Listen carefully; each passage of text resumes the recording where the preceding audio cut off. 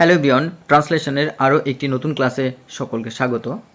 বন্ধুরা, আজকের ক্লাসটি খুবই গুরুত্বপূর্ণ, বিশেষ করে যারা বেঙ্গলি টু ইংলিশ ট্রান্সলেশন করতে চায়, অর্থাৎ বাংলা থেকে ইংরেজি লিখতে চাই, তারা অনেকেই বুঝতে পারে না কিভাবে শুরু করব, কোন টেন্সে লিখব এবং কিভাবে সাজাবো। তো তাদের ক্ষেত্রে তো ক্লাসটি খুবই গুরুত্বপূর্ণ, এবং যারা বিশেষ করে পিএসসি ক্লার্কশিপ, মিসলেনিয়াস মেন্স দিচ্ছ, তাদের ক্ষেত্রে কিন্তু বেঙ্গলি টু ইংলিশ এই টপিকটা খুবই গুরুত্বপূর্ণ, কারণ এখানে ফুল মার্কস পেতেই হবে, নইলে কিন্তু মেন কোয়ালিফাই করা খুবই মুশকিল। তো চলো আমরা দেরি না করে ক্লাসটি শুরু করি। আর শুরু করার আগে বলবো, যারা ক্লাসটি দেখছো প্রথম থেকে কোনো স্কিপ না করে শেষ পর্যন্ত দেখতে থাকবে, তাহলে কিন্তু খুবই উপকৃত হবে, নইলে কিন্তু অনেক ইনফরমেশন মিস হবে। তো চলো দেরি না করে ক্লাসটি শুরু করি। প্রথমে আমরা দেখব যে প্রথম যে লাইনটি আছে সেটা হচ্ছে একদা রাত্রিতে বা এক রাত্রিতে বা কোনো এক রাত্রিতে মোহাম্মদ মহসিন ঘুমাইতেছিল। তো মোহাম্মদ মহসিন এবং মহসিন তিনি কি করছিলেন? ঘুমাইতেছিলেন। তো আমরা কিন্তু এখানে দেখতে পাচ্ছি যে প্রথমত আমরা কোন টেন্সে এটা দেখছি, এটা আমরা কিন্তু প্রথমত দেখতে পাচ্ছি যে পাস্ট কন্টিনিউয়াস টেন্সে রয়েছে। তো পাস্ট কন্টিনিউয়াস টেন্সে থাকার কারণে আমরা কিন্তু এটা ঘুমাইতেছিলেন এটা থেকে বুঝতে পারছি পাস্ট কন্টিনিউয়াস টেন্সে হবে। তো সেই ক্ষেত্রে আমরা কেমনভাবে লিখি? প্রথমে সাবজেক্ট লিখি, তারপরে ওয়াজ, তারপরে ওয়ার, দেন আমরা ভার্বের 1 নম্বর ফর্মের সাথে আইএনজি লিখি, দেন অবজেক্ট প্লাস আদার্স, এইভাবে কিন্তু আমরা লিখতে থাকি। তো সেইভাবে আমরা অন নাইট অর্থাৎ একদা রাত্রিতে শুরু করলাম। তো এরপরে সাবজেক্ট হচ্ছে কি? মহসিন, মোহাম্মদ মহসিন। আর তিনি ঘুমাইতেছিলেন, অর্থাৎ যেহেতু সাবজেক্ট কি সিঙ্গুলার, তো সেই কারণে কিন্তু আমরা এটাকে লিখব কি? ওয়াজ। আর যদি সাবজেক্ট প্লুরাল হতো তাহলে কিন্তু আমরা লিখতাম ওয়ার। তো এখানে মোহাম্মদ মহসিন ওয়াজ স্লিপিং। তো মেন ভার্ব হচ্ছে স্লিপ অর্থাৎ ঘুমানো, আর সেখান থেকে আমরা করেছি স্লিপিং অর্থাৎ আইএনজি যুক্ত করেছি। তো মোহাম্মদ মহসিন যিনি কিনা ঘুমোচ্ছিলেন। তো এখানে আমরা এই সেন্টেন্সটাকে যদি অন্যরকমভাবে লিখি আমরা কি লিখতে পারবো? যে on night Mohammad Mohsin was sleeping, বা এটাকে কিন্তু আমরা রেস্টিংও লিখতে পারি। কি? Resting. Was sleeping, was resting, বা ওয়াজ ন্যাপিং। ন্যাপিং মানেও ঘুমানো। ওয়াজ ন্যাপিং। তো ওয়াজ ডোজিংও আমরা বলতে পারি। সুতরাং আমরা এইভাবে কিন্তু অল্টারনেট সেন্টেন্সও লিখতে পারি। তো আমি প্রতিটা ক্লাসেই কিছু এক্সট্রা ওয়ার্ড, কিছু সিনোনিমস লেখাই এবং অল্টারনেট কয়েকটি প্রসেস দেখাই। তোমরা এগুলো কিন্তু ফলো করবে, কারণ এতে কিন্তু ট্রান্সলেশন পাওয়ার খুবই বাড়বে।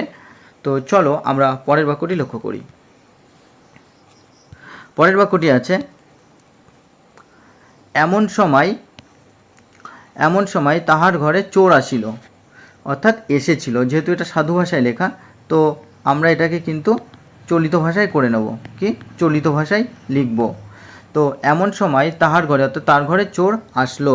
তাহলে অ্যাট দ্যাট টাইম, এমন সময় হলো অ্যাট দ্যাট টাইম, বা অ্যাট দ্যাট মোমেন্টও আমরা বলতে পারি। কি? At that moment. At that moment অর্থাৎ এমন সময় এ থিপ বা একটা চোর কি এন্টার্ড হিজ রুম, তার ঘরে প্রবেশ করলো।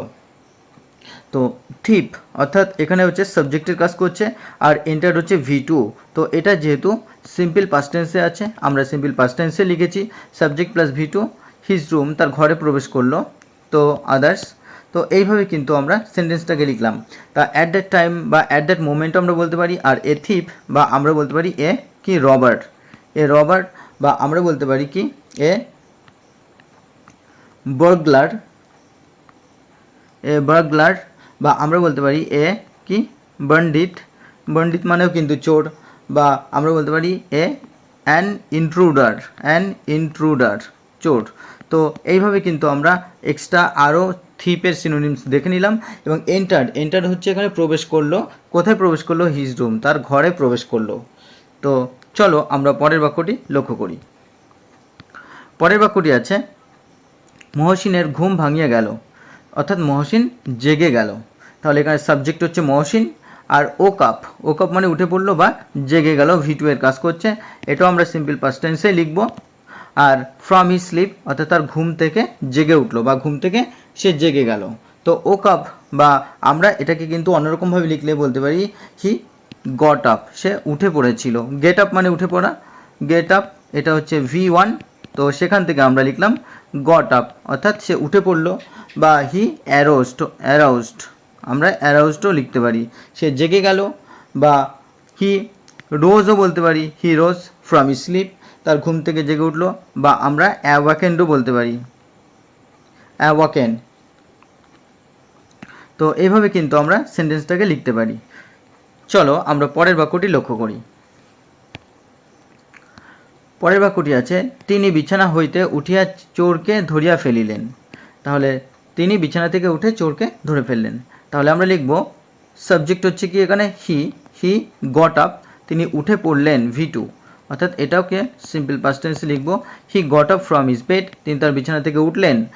উঠিয়া, এই যে উঠিয়াটা রয়েছে, এই উঠিয়াকে কিন্তু আমরা এখানে কি উঠিয়াটিকে আমরা পার্টিসিপল ফর্মে না করে এটাকে কিন্তু আমরা দুটো ভার্বের মাধ্যমে অর্থাৎ উঠিয়া এবং ধরে ফেললেন এই দুটোকে আমরা অ্যান্ডের মাধ্যমে যুক্ত করেও লিখতে পারি। তাহলে হি গট আপ অর্থাৎ উঠে পড়লেন, ফ্রম হিজ বেড, বেড থেকে উঠে পড়লেন অর্থাৎ বিছানা থেকে, অ্যান্ড কট অর্থাৎ এই হির কিন্তু গট আপ এবং কট দুটোই কিন্তু V2 হিসাবে এখানে কাজ করছে, দুটো সেন্টেন্স তৈরি করেছি।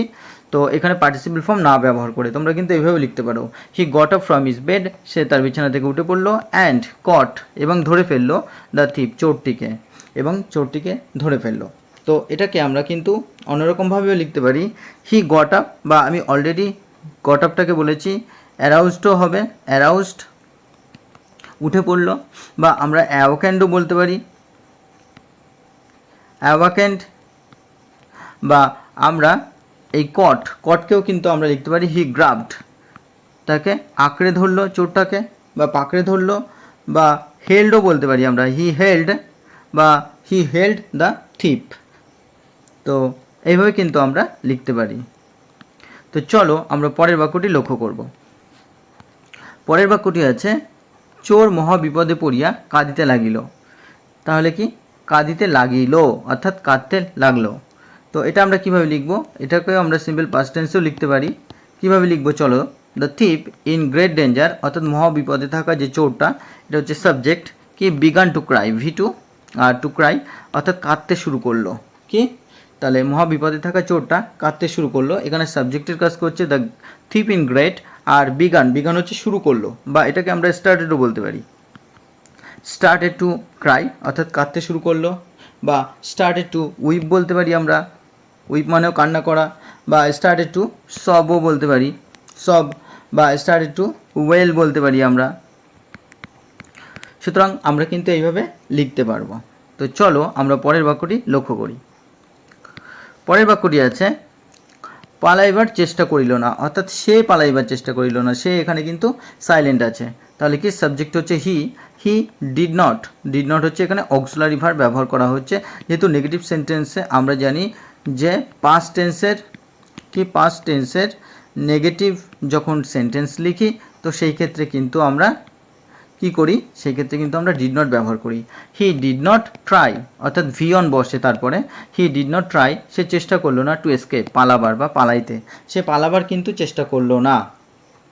বা এই সেন্টেন্সটাকে আমরা অল্টারনেটলি লিখলে এভাবে লিখবো, he did not try to flee মানে পালানো, বা আমরা এটাকে কিন্তু আবার রান অ্যাওয়েও বলতে পারি, he did not try to run away, সে পালানোর চেষ্টা করলো না, বা he did not try to evade মানেও কি পালিয়ে যাওয়া, বা he did not try to get অ্যাওয়েও বলতে পারি। তো আমরা এতগুলো ওয়ার্ড এখানে দেখলাম এসকেপের, তো এগুলো অবশ্যই লিখে নিও। তো চলো আমরা পরের বাক্যটি লক্ষ্য করব। পরের বাক্যটি আছে, মহসিন বুঝলেন লোকটি পাকা চোর নয়। তো মহসিন এখানে সাবজেক্ট হচ্ছে মহসিন, বুঝিলেন এখানে V2, তাহলে মহসিন রিয়ালাইজড দ্যাট, যে, তো কমার পরিবর্তে এখানে আমরা কিন্তু দ্যাট ব্যবহার করলাম, Mohsin realised that the man was not a habitual থিপ বলতে কি পাকা চোর অর্থাৎ অভ্যস্ত চোর নয়। তাহলে এখানে আমরা এই সেন্টেন্সটাকে অল্টারনেট করে লিখলে এইভাবে লিখতে পারবো কি, তো এখানে কিন্তু দ্যাট অর্থাৎ রিলেটিভ, এখানে realised that the man was not a habitual থিপ। তো এখানে আমরা রিয়ালাইজড অর্থাৎ যেটাকে আমরা আন্ডারস্টুডও লিখতে পারি, কি আন্ডারস্টুড বুঝতে পারলো, বা পারসিভড বা রিয়ালাইজড বুঝতে পারলো that the man was not a habitual থিপ। তো হ্যাবিচুয়ালটাকে আমরা কি বলতে পারি, যিনি অভ্যস্ত বা রেগুলার, বা আমরা কিন্তু রেগুলার থিপ বলতে পারি, অর্থাৎ যে কিনা রেগুলার বা যেটা স্বাভাবিকভাবে যে চুরি করতে অভ্যস্ত, বা আমরা কিন্তু ইউজুয়াল বলতে পারি, কি ইউজুয়াল থিপ, রেগুলার থিপ, বা আমরা কি ক্রনিক থিপ বলতে পারি বা ক্রনিক থিপ বলতে পারি। সুতরাং এই সমস্ত ওয়ার্ডগুলো তো অবশ্যই লিখে নেবে। আর চলো আমরা পরের বাক্যটি লক্ষ্য করি। পরের বাক্যটি আছে যে তিনি তাহাকে অর্থাৎ তাকে জিজ্ঞাসা করিলেন, তুমি কেন এই পাপের কাজ করিতে আসিলে। তো এখানে আমরা যেমনভাবে আমরা একটা স্পিচ দেখতে পাচ্ছি সেইভাবে লিখব, হি আস্কড হিম, বা আমরা বলতে পারি হি কোশ্চেনড হিম, বা হি এনকোয়ার্ড হিম, তার কাছ থেকে জানতে চাইলেন, তাকে জিজ্ঞাসা করলেন। হোয়াই ডিড ইউ, তো এই যেহেতু পাস্ট টেন্সের ইন্ট্রোগেটিভ সেন্টেন্স, তো সেই ক্ষেত্রে যখন হোয়াই দিয়ে শুরু করব কারণ জানার জন্য, তখন কিন্তু আমরা হোয়াই লিখি। হোয়াই ডিড ইউ কাম, কেন তুমি এসেছো, two commit such a sinful act, তুমি এই ধরনের কাজ করতে কেন এসেছো। তো কমিট বা এটাকে কিন্তু আমরা কি পারফর্মও বলতে পারি। Why did you come to commit, বা টু পারফর্ম, বা টু ডু বলতে পারি, বা টু ক্যারি আউট সম্পাদন করা, বা টু এক্সিকিউটিভ বলতে পারি, এক্সিকিউট সম্পাদন করা, তুমি এই ধরনের কাজ কেন করতে এসেছো। Are such a sinful act বা সাচ এ ইমোরাল, অর্থাৎ অনৈতিক কাজ আমরা কিন্তু বলতে পারি ইমোরাল ওয়ার্ক, বা সাচ এ রং ওয়ার্ক, বা সাচ অ্যান ইভিল ওয়ার্ক, বা সাচ অ্যান ইমোরাল ওয়ার্ক, বা সাচ এ রং ওয়ার্ক, এমন কিন্তু আমরা লিখতে পারি। সুতরাং অবশ্যই সেন্টেন্সগুলো এবং অবশ্যই এই যে ওয়ার্ডগুলো এক্সট্রা সেগুলো লিখে নেবে। চলো আমরা পরের বাক্যটি লক্ষ্য করি। যে চুরি করে লোকে তাহাকে ঘৃণা ও অপমান করে, তুমি কি ইহা জানো না। তাহলে কি অন হু স্টিলস, অর্থাৎ যে ব্যক্তি, যেহেতু নির্দিষ্ট করে বলা হচ্ছে না, অর্থাৎ যে চুরি করে, অর্থাৎ এখানে কাউকে নির্দিষ্ট করে না বলার জন্য আমরা কিন্তু অন ব্যবহার করেছি। অন হু স্টিলস, যে কিনা চুরি করে, is hated and dishonoured by people, মানুষের দ্বারা সে ঘৃণিত এবং অসম্মানিত হয়। Do you not know this, তুমি কি এটা জানো না। বা এইটাকে আমরা অল্টারনেটলি এইভাবে লিখতে পারি, অন হু স্টিলস, বা অন হু কি স্টিলস বলতে এখানে অন হু রবস চুরি করে, বা অন হু স্ন্যাচেস বলতে পারি, অন হু স্ন্যাচেস, বা অন হু পিলফার্স চুরি করে। সুতরাং এই ওয়ার্ডগুলো তোমরা লিখে নেবে। ইজ হেটেড, সে কি ঘৃণিত হয়, বা হি ডিসলাইকড ঘৃণিত হওয়া, বা ডেসপাইসড বা ডিটেস্টেড হয়, কি ডিটেস্টেড হয়। তাহলে ডিসপাইসড বা ডিসলাইকড বা হেট হয় কি মানুষের দ্বারা, কাদের দ্বারা, এবং ডিসঅনার্ড অসম্মানিত হয়, যেটাকে আমরা শেমডও বলতে পারি, কি শেমড হওয়া, অসম্মানিত হওয়া, বা আমরা বলতে পারি ডিসগ্রেসড হওয়া, কি ডিসগ্রেসড হয়, তাহলে শেমড হয়, ডিসগ্রেসড হয়, বা হিউমিলিয়েটেড হয়, অর্থাৎ অপমানিত হয়।